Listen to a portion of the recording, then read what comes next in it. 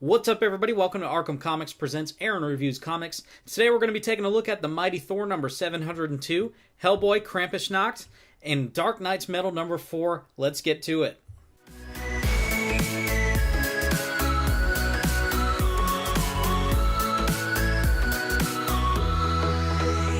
In the Mighty Thor number 702, the Mighty Thor can't remember the last time she slept. There's too much to do to save the realms.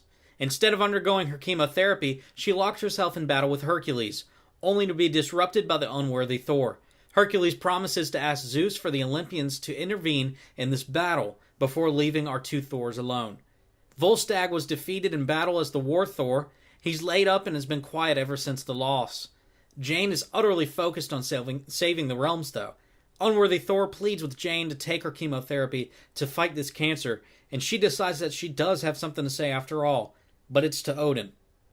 Jane calls out Odin and all of Asgard to step up and get involved with the war before the war shows up at their doorstep.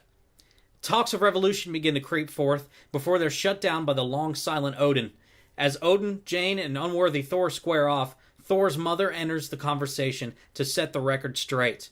While Jane finally collapses to her sickness, we're then tossed to Heimdall and the monologue he shares before, well, I can't tell you how the book ends.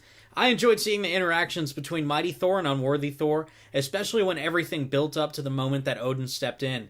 The monologues in this book are so well written that you can almost hear them in your head. The desperation of Jane to hold on to some sense of power is what really drives this book. I mentioned when I was holding the book that I enjoyed the art quite a bit as well. If you've been reading either Mighty Thor or Unworthy Thor, this is one that you definitely need to pick up. Hellboy Krampusnacht. Welcome to the 1970s. Hellboy's in the snowy woods of Austria when an apparition begs him to save her boy. He chases after her but is invited instead to a cabin.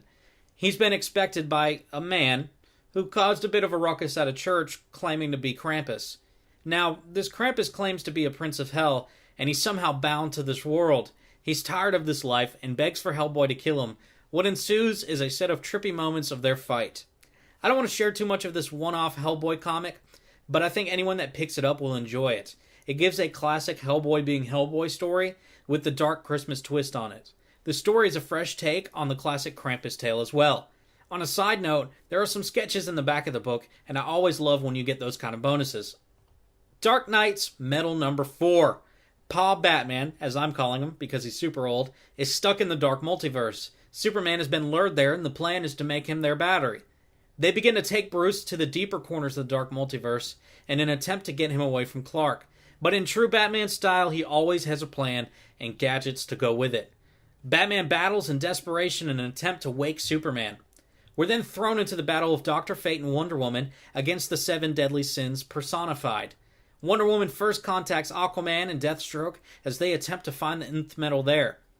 We then see Green Lantern as they approach Thanagar Prime in an attempt to gather the nth metal there. Though everything here is not as it seems. We're then thrown into the dream world with Superman and Batman, where they're shown a story to help them end this battle, to find their way to the Great Forge. And I can't share anything else from the rest of the book because it would be all spoilers, but I will throw out that Black Adam does show up at one point.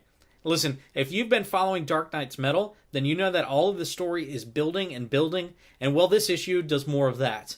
But it also gives elements of hopelessness and the darkest point before the light breaks through. Pick it up and you won't be disappointed. The art's fantastic and the story is so actively engaging that I had to read it twice before I even was able to write this review. Each of these books is available for purchase at Arkham Comix in Wilson and Rocky Mount. So for all of your comic book needs and all of your toy needs, head to the #1 comic shop in Wilson and Rocky Mount, Arkham Comix.